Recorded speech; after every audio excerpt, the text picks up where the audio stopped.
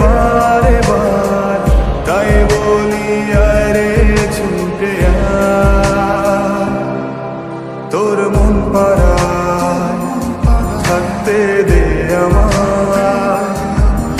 আমি চুপটি করে দেখবো আর ডাকবো ইশারা, তুই চাইলে বল আমার সঙ্গে চল।